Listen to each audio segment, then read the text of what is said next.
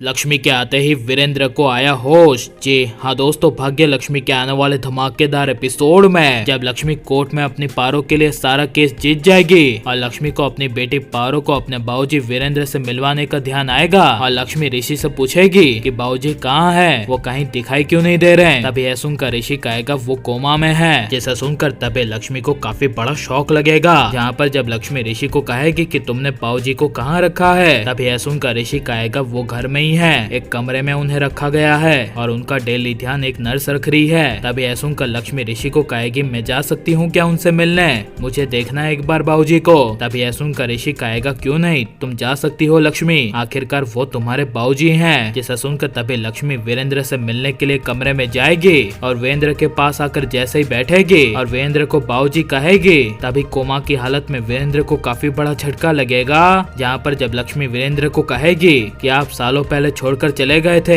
अब तक आप होश में नहीं आए हैं, प्लीज आ जाइए होश में, आपका पूरा परिवार आपका वेट कर रहा है, अब और कितने साल इंतजार करवाइएगा, आपकी बेटी लक्ष्मी आपके पास आ गई है, क्या आप अपनी बेटी के लिए होश में नहीं आ सकते, प्लीज आ जाइए बाबूजी। तभी जब वीरेंद्र में कोई भी मोमेंट नहीं होगी, तभी लक्ष्मी पारो के बारे में बताती हुई वीरेंद्र से बात करती हुई वीरेंद्र को कहेगी कि आपको पता है आपकी अब पोती भी आ गई है, यहीं पर ऋषि के पास साथ में है और वो अपने दादाजी को बहुत याद करती है। जिसे सुनकर तभी वीरेंद्र को काफी बड़ा झटका लगेगा और वीरेंद्र के हाथों की उंगलियां अपनी पोती पारो को देखने के लिए हिलने लगेगी। जहाँ पर जब लक्ष्मी वीरेंद्र को कहेगी कि मैंने आपकी पोती का नाम पार्वती यानी पारो रखा है, जो ऋषि ने पसंद किया था, आपकी पोती पारो आपको बहुत मिस करती है। यह कहती हुई लक्ष्मी का ध्यान तभी वीरेंद्र के हाथों की उंगलियों पर जाएगा और वीरेंद्र के हाथों की उंगलियां लक्ष्मी हिलती हुई देखेगी। तभी लक्ष्मी को काफी बड़ा शौक लगेगा और लक्ष्मी ऋषि ऋषि चिल्लाकर ऋषि को कमरे में बुलाएगी। जहाँ पर ऋषि लक्ष्मी के पास आएगा और लक्ष्मी को कहेगा कि लक्ष्मी क्या हुआ,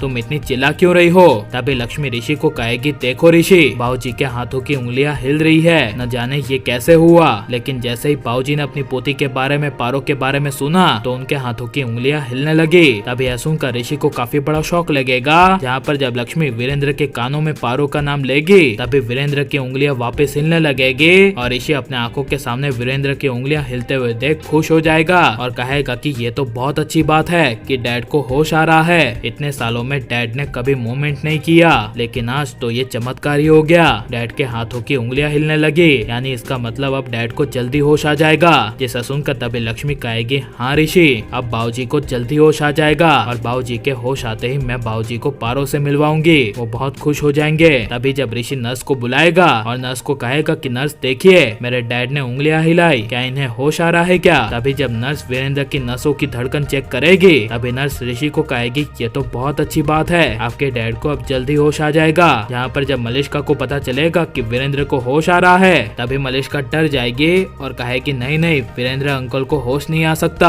अगर उनको होश आ गया तो मेरी सच्चाई सबके सामने आ जाएगी, वो सबको बता देंगे और अब वीरेंद्र को होश आना चाहिए क्या नहीं, और आप वीरेंद्र को वापस लक्ष्मी के बाबूजी के रूप में देखना चाहते हैं क्या नहीं, ये सब हमें कमेंट में जरूर बताएं और हमारे चैनल को सब्सक्राइब करें।